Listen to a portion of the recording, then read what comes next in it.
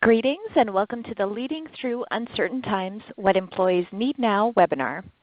As a reminder, this webinar is being recorded Wednesday, April 29th, 2020. I would now like to turn it over to Gina Bryant. Please go ahead. Thank you. Hello and welcome. My name is Gina Bryant and I am the webinar facilitator for the Best and Brightest Companies to Work For. Before we begin today, I have a few announcements. Today's broadcast is eligible for 1 hour of continuing education credit with SHRM and HRCI. In order to receive your credit, please fill out the survey from SurveyMonkey that will be emailed to you later on this afternoon. Our broadcast today is being recorded and will be available to view on the Best and Brightest website next week.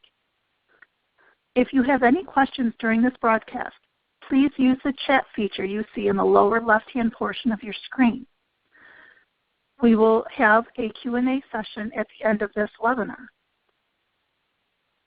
Today's webinar is Leading Through Uncertain Times, What Employees Need Now. Our presenter today is Andrew Bishop, Senior Vice President at Baudville. He is a high-performing executive who has helped grow and evolve several organizations over his career journey. Andrew has committed to investing in others and sharing his learnings at every opportunity by leading education, training, client analysis, program design, customer success, and new business development for Baudville Brands. I'd like to thank you all for joining us today, and I will now like to turn it over to our presenter, Andrew Bishop. Thank you, Gina. Well, good morning, everyone. Certainly excited about the opportunity to speak to the best and brightest today. About a very important topic, and that's leading through uncertain and difficult times, something that all leaders are facing today more than ever, given the challenges in front of us. Best and brightest in the community is definitely near and dear to our hearts at Baudville Brands. We've been supplying the awards and crystals that all of you have received for going on a little over 4 or 5 years now, and I've had the opportunity to be a part of the local Board of Advisors here in West Michigan. So as we dive into this, I think it's important to note a couple things about my education and speaking style. If you ask any of my team members, they'll tell you I like to use analogies and storytelling quite a bit. Take you a little bit on a journey as we navigate our way through this topic today. Stick with me through some of the stories. Hopefully you find them entertaining, and we'll certainly round it out with some key takeaways and learnings as we wrap up today's presentation. So as we get into the presentation today, I want to talk to you a little bit about travel, which is a little unique considering the times that we're in now, and I'm sure many of us would desire to go out and hop on an airplane and travel to a destination. When I've spoken about this topic or similar topics in the past about this, I always like to start out when I think about the employment journey with talking about travel. Advertisers do such a great job at portraying travel in a glamorous light. They do a great job of creating this emotional connection, these dreams of and hopes of what's to come and what's on the backside of hopping on a plane, whether it's dipping your toes in that beautifully portrayed sand with a cocktail in your hands at a beach somewhere, or if you're in a phase of life like me, the last trip that I took with my family back in October was to Disneyland. And all the advertisements there, the Magic Kingdom and making these wonderful memories and, that will last a lifetime. Is kind of the purpose for the trip. That's why we all go. That's why we leave the comfort and safety of our homes, and we're willing to endure the uncertainty and the difficult times that could happen through travel to eventually get to that end destination and make those wonderful memories. But for those of you who travel as often as I have in the past or have been on those family vacations, you know, like myself, that travel rarely goes off without a hitch. And more times than not, travel looks less like this and a little bit more like this. The amount of times that I've spent in the airports for delayed flights or dealing, you know, on those long road trips with detours or traffic jams or you know, disruptions, you know, travel has some uncertainty, has some pain, has some uneasiness associated with it. And it's no secret that advertisers don't want to focus on that. They want to focus on the end destination and the hopes and the dreams and create an emotional connection that allows you to endure through all the difficult you know, challenges that may come your way. If any of you have spent more than 15 to 20 minutes in the Atlanta airport, you can see people at their absolute worst, losing their mind, filled with anxieties and fears. And travel has a way of bringing out the worst in us. And I certainly have been there and experienced that. Earlier I showed you a picture of my family and some of the positive photos that we were able to capture and some of the great memories that we had. But, you know, all things at Disney don't go without a hitch either. And so here are some of the photos of the burnout, the exhaustion, you know, the meltdowns, and these were only just a handful of the ones we were actually able to capture on camera. There's a whole bunch of other ones that we weren't able to capture. Travel is not easy, and if we want to magnify the uncertainty and challenges associated with travel, well, let's take airplanes out of the question and let's talk about those long road trips. So here in the state of Michigan, although we weren't able to go away on spring break this year, it would be normally around this time, you know, the beginning of April, that many families would be loading up their vehicles, packing up, and getting ready to endure a 20-plus hour road trip south to say goodbye to the long, gloomy, gray winter skies that plagued the state of Michigan for so long, in pursuit of warmth on our pale skin for the first time in what feels like an eternity, for hopefully sand beneath our toes, and to welcome in spring over the course of spring break. And over that 20-hour road trip, you know, you go through a whole variety of emotions. And I can tell you, my family has made that road trip a couple of times, and it's in the beginning stages of the road trip that you're filled with excitement, you're filled with energy, you're filled with the promise of that end destination, saying goodbye to the cold, winter, gloomy skies, and you're excited about getting to the warmth, to the beaches, whether you're going to Florida or Gulf Shores, Alabama, or wherever you're going, which makes those first couple hours of the trip fly by with relative ease. It's really not until you're a fuel stop, a couple, you know, restroom stops and food stops into the trip is that energy and excitement start to wear off. And maybe it's that first detour or traffic jam or, you know, missed, you know, turn, maybe a flat tire or some car problems, but it's when you're kind of in that middle part of that trip, you know, the point of no return, the point where it's just as many hours to turn back around and work your way home as it is to push, you know, forward and plow through, does the pain and reality of that long road trip start to set in. And it's in those times that you find yourselves asking, how are we going to make it through this?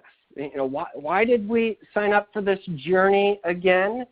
And as I reflect back on several road trips, there are a couple keys to surviving that long road trip that I want to bring up and talk about with you today, because I think it's very applicable to the employment journey and the uncertain times that we're navigating our way through now more than ever. And so those keys to enduring and surviving that long road trip or travel in general is number one, a reinforcement of the purpose. It's knowing why you're going on that trip to begin with. Whether it's that spring break trip that you're going on, or that Disney vacation, or just a break from the craziness of your everyday lives, and it's about that emotional connection to the why, to where you're going and what lies ahead. Second key to surviving any travel or a long road trip is emotional equity. It's the trust and connection of the people that you're going with. It's the tribe. You know, when you're on a long 20-hour road trip, knowing that your family is there enduring it with you, helping pass the time, helping you focus on the positive, and reminding you to focus on that next step ahead. And, you know, together we will all endure this, and we will all get to celebrate the arrival of the end destination together, is what helps us, you know, get through the difficult times. We all need our tribe. We need our community more than ever in uncertain and challenging times. And last but not least, one of the last keys to survival is having a strong navigation system in place. Having that GPS. I can tell you, from my family's perspective, it doesn't matter how strong the purpose or the emotional equity, the trust and connection that is there among our family. If we're about ready to endure a 20-hour road trip and we don't have a GPS, my wife is not signing up for that trip. She's just not going to go because she knows there's going to be a lot of issues along the way. That GPS, that navigation system, provides you peace of mind. It helps you focus on what's ahead. It also helps you celebrate the progress that you've made. It provides assurance to you that if you get off course, it'll recalculate you. It provides assurance that it's going to help you take the most efficient and best path towards arriving at that end destination, and helps calm some of those fears and anxieties that we have about those uncertain times. Well, if we apply that to the employment journey, those keys to success, and really that analogy of that long road trip, is really not that different for our employees, for our team members. You know, we all start off a new career or employment journey in the onboarding process and phase with a lot of hopes and a lot of dreams and a lot of excitement of what's to come and what lies ahead for us in our working career with a new organization. And that first year typically flies right on by because it's a lot of new learnings, it's a lot of new assimilation, you're building new relationships, you're learning your role and starting to contribute at a high level. And next thing you know it, you're celebrating that first year anniversary. And it's not until you're a little further into that employment journey, and maybe it's, you know, that first corrective action conversation. Maybe it's a missed opportunity for a promotion. Maybe it's the first time you're really feeling some of those long hours start to wear on you without a sense of return or appreciation on the backside of that. You're starting to feel a little drained. That you find yourself starting to question, did I make the right decision? Is this the organization I want to be a part of for the long term? Am I on the right path to success? Do I feel connected and a part of a tribe and a community here? And are we navigating, forward and still making forward progress? And it's in those uncertain times where employees can find themselves lost, maybe on the side of the road with a flat tire, that those keys to survival become that much more critical to success. Employees need to be reminded and get a reinforcement of the purpose, of why they joined that organization to begin with. What is the journey that we're on? What is our purpose here as an organization? Why do I come to work every single day? And how do I find purpose and meaning in my work and contributing to the greater cause to help us endure? The importance of emotional equity, the connection and trust that we've established with our peers, building strong relationships. It's part of the reason, Gallup asked in their, surveys whether or not they have a best friend at work. Because if we have that emotional equity, that trust and connection, and a strong peer group, and a strong connection to our tribe, it helps us navigate the uncertain times. It helps us feel like we're, a part of a community, that we're all in this together, and together we can, plow through. We need our tribe in tough and difficult times to remind us of the positive that we still can celebrate, to remind us of what lies ahead and what that next step in the journey is like. And last but not least, and probably more important, is we need that strong navigation system. In uncertain times and in difficult times, that navigation system is our leaders. We need our leaders to be that GPS for us and for our employees. And rarely does a GPS, get you, download all the steps that you need to take and all the turns that you need over a 20-hour long trip. They don't take you from point A to point Z in one full swoop in one full instance. What a GPS allows us to do is a GPS helps us focus on what that next step in the journey is. What is the next turn we have to make, and how far are we from making that next turn? And once we make that next turn, it then reorients us to focus on that next step in the journey. One step, one task at a time. In uncertain times and the environment we find ourselves in today, we need our leaders more than ever. And so, as we race to fight these uncertain times today, and as we talk about these keys to survival in the employment journey, I do want to narrow in on leadership, because leadership really comes in strong in emotional equity, that trust and connection, and that navigation system.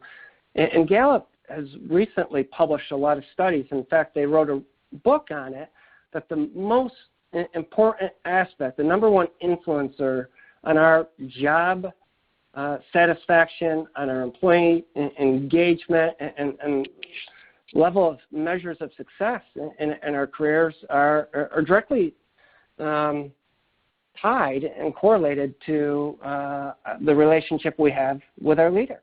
We've all heard before that people don't quit their jobs, they quit their bosses. Some additional stats here from Gallup: 75% of workers who voluntarily left their job did so because of their bosses and not the position itself. Only 1 in 5 employees surveyed strongly agree that they're managed in a way that motivates them. And in their book, it's the manager. They shine a glaring light on the influence, both for the positive and the negative, that our managers and leaders are having directly on our employees. And so I want to tell you about the next story about a friend of mine who's a local leader here in West Michigan, and talk to you about some of his struggles and challenges that he was dealing with even before all things COVID-19 hit, and some of the learnings that I've had from walking alongside of him. To protect his anonymity, we're going to refer to this leader as Michael for this presentation. Many of you know some Michaels, or may have worked for some Michaels, or may have some Michaels working in your organization. Michael is a pretty charismatic guy. I've known Michael for a long time. He's that guy you want to hang out with outside of work. Pretty sociable, pretty fun-loving, happy, positive, optimistic individual. Michael's a talented individual, been a pretty high performer for much of his career and tenure, which has created a path to growth and leadership opportunities for him. And so it caught me off guard the other day because I know Michael's business, and the business appears to be growing and doing well. Where at lunch, he confided in me and talked to me about some of his struggles. Talked to me about his just emotional turmoil that he's dealing with day in and day out. And Michael confided in me that every day he goes into the office, he kind of feels like a fraud. He does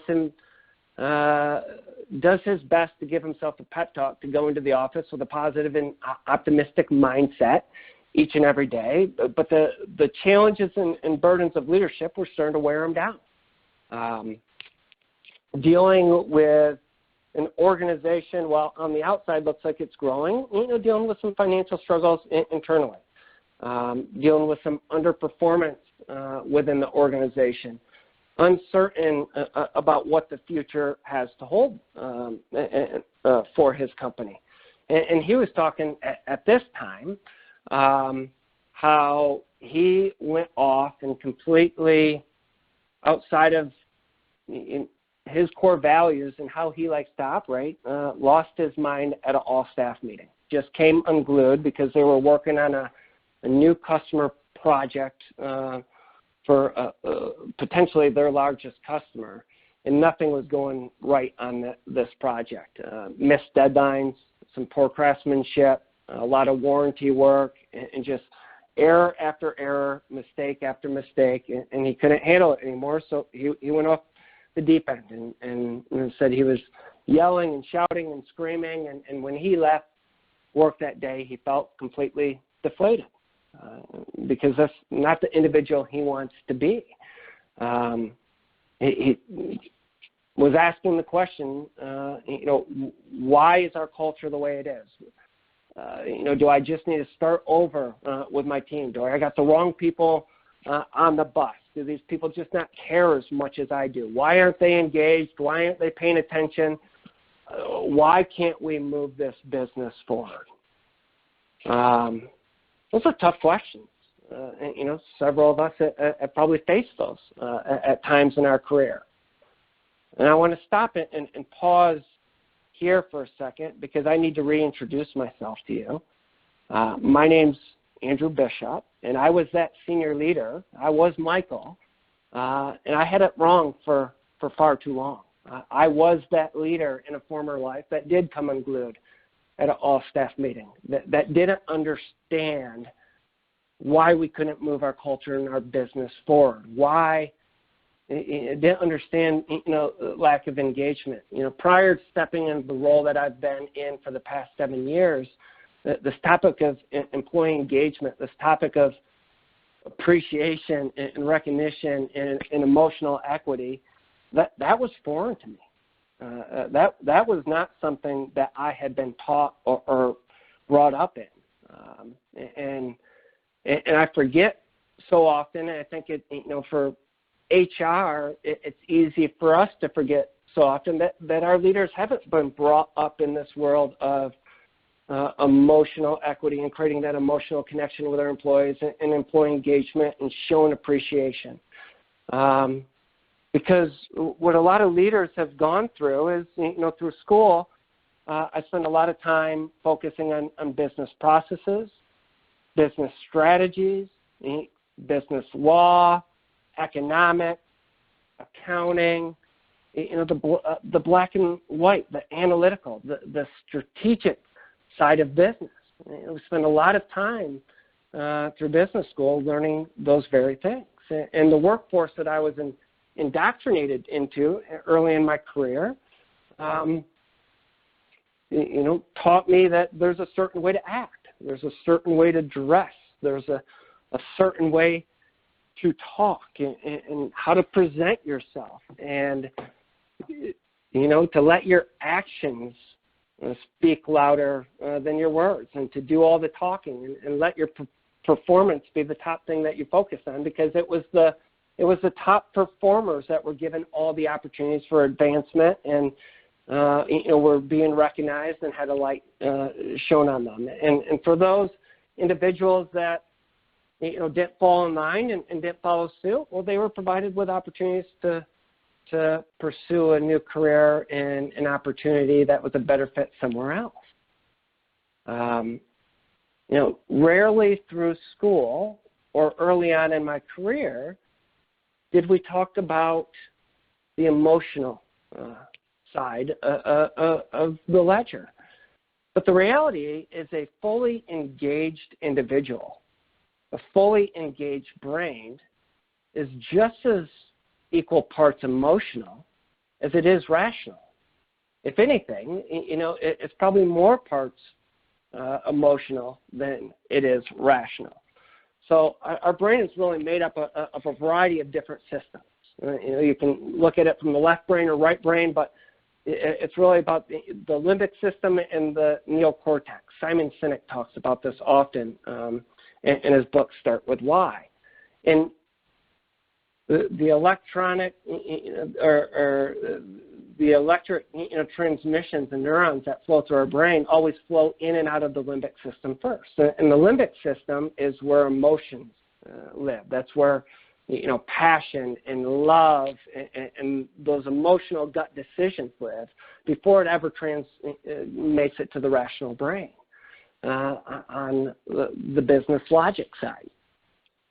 And so we know that, as human beings, we are more emotional than we are logical at times. And if you study history and you study the great innovators of our time and beyond that, they were driven by an emotional connection and purpose that defied logic.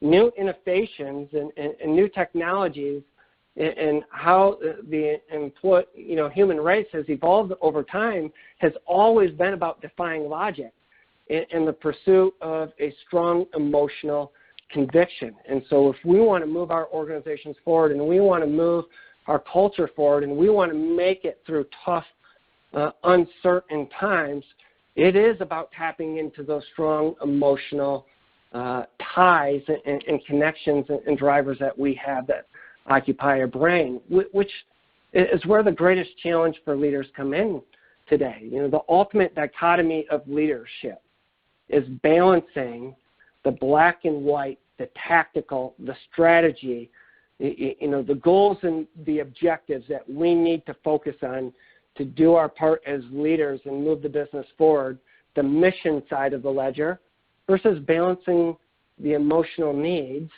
of our people. There's been a lot of thought leadership and books written on this very topic. And if you think, in this dichotomy here, if I tip too far the scale, too far to one side or the other, I become really ineffective as a leader. If I focus too much, like I have in the past, on the mission, on the black and white, on the strategic, on the tactical side, well, then you're going to lose the greatest asset that you have available at your disposal, and that's your people. Because you're going to make decisions that are solely about the mission and not about the emotional engagement and well-being of our people. But on the flip side of that, now that I'm in this employee engagement and this rewards and this recognition and positive affirmation side, I think the side that we struggled with on the HR side of the ledger is it can't just be about the emotional needs and connection of our people either. Because if I focus solely on just the emotional well-being and needs of our people and lose sight of the mission and the objectives and moving the ball forward for our business, well, we'll become ineffective as leaders. And I think this is the greatest struggle that leaders face. And probably the greatest challenge that leaders are facing today in these uncertain times more than ever. How do I balance and care for the emotional needs of our people and the uncertainty that they're dealing with, and how do I calm their fears and stay emotionally invested and connected with them, and yet make the tough calls, make the decisions, and put forth the right strategy and actions that are going to protect our business for the long term and help move our business forward in these uncertain times. This dichotomy of leadership is being played out more so today than it ever has been in the past. And so let's go back and revisit those keys to surviving that long road trip, those keys to surviving the uncertain times and navigating what lies ahead. And it's a strong reinforcement, again, of our purpose. Where are we going as an organization? What does that end destination look like? Fostering trust and connection in these times, caring for your employees, letting them know that we understand that these times are uncertain. We understand there's a lot of anxiety and fear out there, and that's okay. We're here for you. And what we need our leaders to do more than ever is to be that navigation system. To not focus on what this thing looks like 2 to 3 years from now, because this is a constant and fluid situation that we find ourselves in. Just to focus on taking it one day, one task, one objective at a time. And to be there for them, celebrating the mini victories along the way, and then reorienting their focus on that next task, that next objective to focus on. And so there is a framework that I often help organizations design their programs on to increase employee engagement that kind of hits on these keys to survival, but maps it out in a different way for organizations that I want to share with you guys today. And that's this kind of magic quadrant to employee engagement. In the upper left quadrant, we spent some time talking about that, the reinforcement of purpose, making sure your mission, your vision, your values, your big, hairy, audacious goals, that they're front and center in front of your organization, they're communicated, and they're reinforced often. What are your core values right now are more important than ever to maintaining that culture, reinforcing that mission, reinforcing that vision, adjusting those big, hairy, audacious goals and getting them out there to remind people of what lies ahead. Even if it's somewhat uncertain, our job as leaders is to promote some hope and to provide a distraction from some of the pain and uncertainty that we're dealing with today. The next part of this quadrant is to capture the employee's voice, whether it's through pulse surveys, through a scheduled and rigorous coaching framework, making sure that we're checking in often, by listening to our employees' ideas on how we can innovate and grow and maybe change direction in these times, and maintaining that open line of communication and collaboration is extremely important in caring for our employees and driving and fostering employee engagement. So when we communicate purpose and we give our employees a voice and we show that we're attuned to their opinions and their ideas and giving them a voice and a say in the journey, the next step in the employment engagement journey is focusing on their well-being. And well-being is a holistic approach. It's both mental as well as physical. It is about safety. It is about connection and community.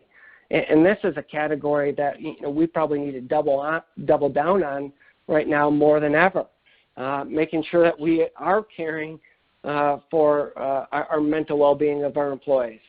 As we start to open states back up, protecting their safety and letting them know that we are caring for their safety and putting the right measures in place to protect them and calm those fears right now, to continue to find new and creative ways to foster connection and community in these times. Isolation is real. Isolation is paralyzing. It's sad. I was just watching the news last night, and they They talk about how they expect the suicide rate to increase by over 33% during these times because of what fear and isolation and uncertainty, what that does to our mental state, and how easy it is in that isolated environment to allow ourselves to go to that negative place, to go to that negative track. And that's where we need our leaders and that GPS to come walk alongside of us, to distract us from the pain and focus on that next step, that next turn in the journey more than ever. And last but not least is performance. That's the ultimate side that, your culture is where it needs to be and your employees are engaged is when the results come on the backside from a business metric standpoint. Ensuring that, we have proper goal alignment, that individuals know what they're working on and what's next, that we're have progress tracking and feedback tools in place. I often say that recognition isn't just this feel-good emotion, this thing that we do just to praise people and build them up. Recognition is a form of feedback, and we as individual performers and as employees, we crave feedback. We crave it in our personal lives and we crave it in our professional lives. We want to know that we're on the right course. And if we make a wrong turn, we need that GPS to help us course correct and recalculate and get back on the right track. And we want that positive affirmation that we're making progress in the journey, that we're contributing to the cause, and that we're moving our careers forward and the organization forward with our daily decisions and actions and activity. And the last equation to performance there is learning, growth, and development, and really investing in our employees. Employees respond more to this more than ever. They want to feel invested in. They want to know that the organization cares about them and has their best interests at heart for the long term. And in the rise of the HR technology space, I can't tell you how many tools are available to all of you as HR leaders to help you out and to help streamline and take a systematic approach to making sure that we're checking the box in all of these quadrants. If I go back to the dichotomy of leadership, what I've found in most organizations that struggle with this, it's not that the leaders don't care. It's not that the leaders don't want to engage their employees or care about their emotional or physical well-being. It's often leaders haven't been educated on this. They get so mission-focused because that's their upbringing. That's what they know. That's what's been comfortable to them in the past. Brene Brown talks about the importance of vulnerability all the time. It is tough to be vulnerable in a business setting as a leader. Our leaders need to hear that it is okay to be vulnerable. And our leaders also need the awareness that a fully engaged employee is equal parts logical as it is emotional, and that emotional connection is critical to all of our success. And last but not least, we need to give our leaders the tools. Our leaders the tools to be in tune to the voice of their teams, to capture those voices, the tools to walk through the coaching framework, to walk through the goal alignment and progress tracking and feedback framework in proper ways. It's our job as HR leaders to make sure that we're investing in the right tools, creating the right awareness, and promoting the right training so that our leaders can be that GPS for our employees. And so I want to spend the last part of this presentation talking about the impact of COVID-19, because I think it's certainly changed the workforce, and we're going to be settling into what that new reality looks like in the future. We're dealing with some uncertain times, and it's changed this presentation and this perspective slightly. So I want to start out with where we were before COVID-19 really disrupted, and this pandemic really changed the U.S. workforce as we know it. Entering into just, even 8 weeks ago, our economy was at an all-time high. Unemployment was at all-time low. There was a war on talent.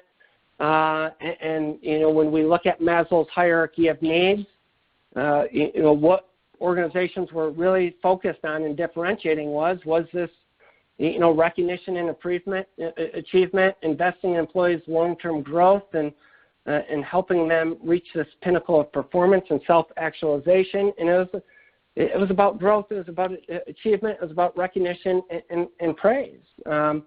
Your basic physiological and safety needs and culture were just kind of game stakes. It was expected. Employees were kind of in the driver's seat. They could choose where they wanted to spend their time and which organizations they wanted to align with and who they wanted to go on that long road trip with, and the war on talent. Now, since this pandemic has hit, and we've seen a mass amount of layoffs and furloughs, we've certainly changed in Maslow's hierarchy of needs. This notion of game stakes, in my opinion, has completely gone away. We have employees and the majority of the workforce, on unstable ground. They're worried about what lies ahead. What is the impact of this pandemic on their business, on their careers, on their ability to provide for their families? And it is more about their basic physiological and safety needs than it's ever been in my working career in tenure. We've certainly seen a major shift here. We're caring for employees and addressing their basic physiological needs, thinking about their safety as we open states back up and businesses back up, and fostering their need for loving and belonging, for the connection to their tribe and community, in working with a new remote workforce are new challenges that leaders are facing today that we haven't faced in quite some time. So being very creative and opening that conversation up with our leaders to recognize that shift in where we were to where we are now, I think is very critical, especially when factoring in the keys to survival. Again, that reinforcement of purpose, emotional equity, that trust and connection, and being that strong navigation system. And so if I were to modify the quadrant that I showed earlier, I think this is where we are today. And this is what we need to help our leaders focus on, as they are that critical connection point to our workforce today and the future of our workforce going forward. I think purpose is shifting to hope. As leaders, we need to be that source of hope for our employees.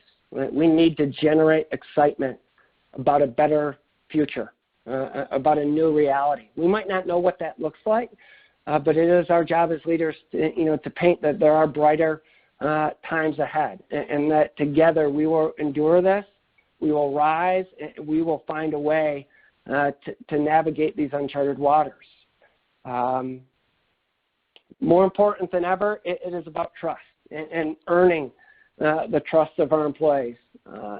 Actions speak louder than words. I think as leaders we can all say we care about our employees, that we want to do right by our employees, that we're on the right track. But how we act as leaders right now, the decisions that we make, the intentional investment of time and connection that we're pouring into our employees speaks louder than words. It's not just about coming out with that public relations address and doing a video once a month. It is about getting our leaders to stay connected with their employees now more than ever, to find unique ways to foster that community and connection to their tribe. And I think it's okay to let your leaders know that vulnerability is a strength. It's not a weakness. As leaders, we don't have to have all the answers right now, but what we need to do is we got to be there for our employees and provide empathy. We need to share vulnerability and help our team members know that we're in this with them, and we are going to focus on that next task and that next objective at hand. And as we progress from painting a picture of hope and really working to reinforce and establish trust, I think it's also very important to show compassion. Our team members are struggling with new challenges and realities in their personal lives that are impacting work that they haven't had to deal with prior to this, whether it's how they're dealing with childcare or balancing staying engaged and being productive at work while being a part-time at-home school teacher. As you engage in a lot of Zoom calls, you see a lot of family interruptions, you see a lot of distractions, there is a lot of fear out there. And this is where compassion comes in. This is leading with empathy and showing appreciation, acknowledging the little wins along the way, trying to promote positivity in these times, and really leading with your heart is so critical to engaging your employees for the long term and getting them to trust you and stick with you on this journey through these uncertain times to the backside of it. And last but not least, what our employees are looking for us more than ever is that stability. That's what a GPS provides for us. One step, one task, one objective at a time. It's okay to communicate that recalculations and detours are to be expected, because the landscape that we're in right now is so fluid and it's ever-changing every single day. But know that together we will rise. Together we will get back on track. Our end destination has not changed, and maybe it may look different. We may be on a detour. We may be in a traffic jam. We may be in a recalculation period, but we're all in this together. We care for you as employees. We know what you're dealing with. We feel for you, and we're going to be here standing by, right along your side as we navigate these uncharted waters and press forward to the other side. And so I want to end today's quick webinar with one of my favorite quotes, because I think this is so important as leaders, and especially when balancing out how I led in the past as that P&L mission-focused, profit-driven leader. At the end of it all, people are going to forget what you say. I mean, your words don't need to be perfect in these times. People are going to forget what you did. I mean, we can make missteps. Our actions aren't expected to be perfect. Hindsight's always 20/20. Foresight is not. But at the end of the day, people are never going to forget how you made them feel. And I think that's the most important thing to express to our leaders right now. It is empathy, feelings, that emotional connection is what's going to help us all rise from that. It's going to be what helps us defy logic, drive new innovation, drive change. The human race has shown time and time again that we are resilient. Our team members are resilient. There's innovation. There's great work sitting inside of all of them right now, making sure that they feel emotionally cared for, that they feel safe and connected, is only going to allow them to tap into that inner energy and help your organization rise and push through these uncertain times. So it is about that emotional connection today and fostering emotional equity more so than it's ever been before. And so I'm going to pause there. We have 10 minutes left and leave some time for any questions that have arisen or that pop up. I do want to thank you for this time and for joining and walking through this journey with me today. Thank you, Andrew. I do have one question that did pop up. You mentioned about the emotional connection with your employees. With a newly hired employee, how do you get them to buy into this connection, especially if they come from a company that was completely the opposite? How do you let them know without seeming that you're going overboard? Yeah, so great question. I think there's a variety of different things that you can do. There's some systematic programs that you can put into place. One of the things that we do for a variety of organizations and something that we do internally to communicate that even in the early days is this notion of pre-boarding programs. And so delivering that little special note, that little branded gift or item on their doorstep before they even show up for day one, communicating that we're excited for you to join our family. We're excited for you to contribute and be a part of our culture and to be a part of our tribe in a subtle way. That already communicates it before they walk in the door on day one. I think that onboarding experience, that day one, those early days are very important to fostering that connection and communicating and reinforcing that journey. But then I think it's more important for the proper leadership check-ins. Holding our leaders accountable to, after that first week, to sit down and ask how it's going. For that 30-day check-in, for that 90-day check-in, to establish that biweekly one-on-one rhythm that starts out with how they're doing as an individual. Just asking questions about how they're navigating, how they're feeling, what are their learnings, what are their stressors, what are their concerns. It's just little things like that that I think are overlooked and taken for granted that make all the difference in the world. I can't tell you how many employees we onboard into our organization that just with a couple of those simple touch points and stopping the work side to have that personal connection and kind of empathy check-in makes the entire, the total difference. It's a unique experience for them. Great. Okay, and what is one of the things that you recommend right now with the companies being remote to keep them involved? Yeah, so there's a variety of technology platforms out there for fostering connections between teams, fostering connections between employees and organizations that I would look to take advantage of. Several companies like ourselves are offering their tech platforms up for free right now. I can tell you, Recognition, the brand I'm leading, is a technology platform that fosters social connection, has a full social wall and feed, provides managers those reminders for check-ins, allows people to send each other e-cards and little notes of encouragement, and that is something that is offered up to free for anyone that wants to take advantage of that right now. So I know our organization has taken that stance to offer that tool up for free. There's a lot of other organizations that have tech platforms that are offering it up for free right now. I would strongly encourage you to take advantage of one of those free offers because that is a place that I go on the daily for those reminders. I get notified when a team member is celebrating a birthday, when they have an anniversary upcoming.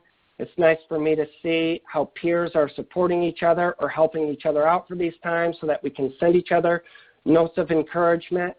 I have found that utilizing technology to stay connected, to encourage people to shine a positive light on what people are doing for others, have that be a success story for them, and to encourage the power of a handwritten note or that personal e-card right now is more important than ever before and is helping connect that remote workforce. Would you be able to share some of those platforms with us that I could forward on to everyone else? Yes. Which ones you're using? I'd be very happy to share some of those platforms, and we could follow that, send that up as a takeaway here. I can tell you, so Recognition is our platform, an organization that is doing that. I've also seen, I'll even share some of our competitors that are doing that. So WorkHuman has offered their platform for free. There are different survey tools that are good to capture the voice and concerns of your employees right now. We're using Office Vibe, but there's also, there's Culture Amp, there's Tiny Pulse. There's a variety of those out there. I know Will, who's a partner of ours on the mental well-being, wellness, mindfulness standpoint, is offering different components of their technology partner or their offerings out there for free as a trial version. So I'm happy to provide a list of that, or if anyone wants to reach out on the backside, happy to help navigate those waters. Thank you. Thank you, Andrew. Today's webinar was fantastic. As a reminder, please fill out the survey that will be emailed to you later this afternoon. This will be the only way you'll be able to receive your 1-hour credit for SHRM or HRCI. Again, today's webinar recording will be available next week on the Best and Brightest website. You can also register for any of our upcoming webinars there as well. I want to thank Andrew again, and thank you to everyone who joined us today. Have a wonderful afternoon. Stay safe and stay healthy. Thank you, everyone.